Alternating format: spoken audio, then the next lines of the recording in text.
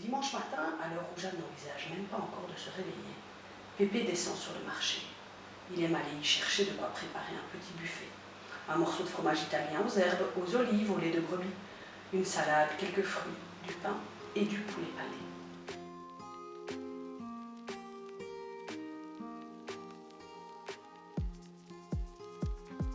Alors, je m'appelle Suzanne Millet, j'ai 38 ans, je vis à Liège depuis toujours.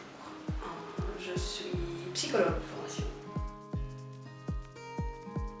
C'est un récit croisé, un roman choral, un récit croisé de deux personnages principaux, une travailleuse sociale d'une trentaine d'années,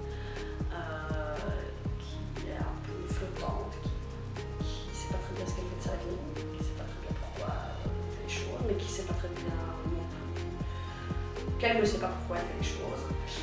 Et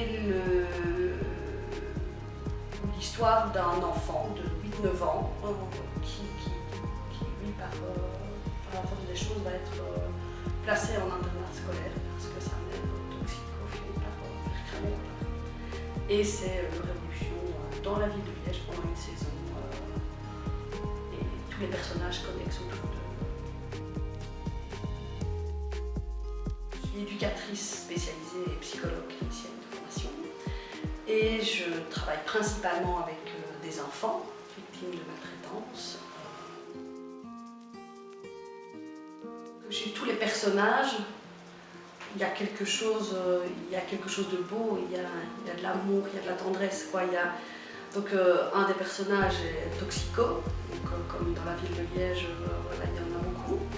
Et c'est pas vraiment une population ou des gens pour lesquels on va avoir de l'empathie, par exemple. Et ben, ce serait comment est-ce qu'on pourrait avoir un peu plus d'empathie pour des personnes qui peuvent nous sembler très extérieures à nous. Ah, moi j'adore ma ville, même si bon, pour le moment voilà, elle est un peu morflée, mais c'est pas grave, ça arrive à tout le monde. Mais voilà, je trouve que c'est vraiment une ville qui est joyeuse, qui est pleine de... Je crois que ce que j'adore, c'est son côté à la fois crado et en même temps très beau. Enfin, je ne sais pas, il y a quelque chose de très poétique qui se dégage de ce contraste voilà, qui est à la fois très chaud, très chaleureux et en même temps voilà, à côté des détritus et des trous béants, des travaux. Quoi. Il y a quelque chose de très ambigu qui me plaît beaucoup. Les lieux ne sont pas cités par choix parce que j'ai envie à la fois que ça puisse être une ville qui soit à tout le monde, je ne sais pas, que ce ne soit pas obligé que ce soit vraiment des vrais endroits pour ceux qui ne connaissent pas la ville et en même temps que ce soit, oh mon Dieu, c'est cet endroit-là pour ceux qui la connaissent. Alors, pourquoi est-ce que j'ai décidé d'envoyer à Parla Édition? Parce que c'est une maison d'édition liégeoise, tenue par des meufs. Enfin, moi je suis très très reconnaissante des conseils et du travail vraiment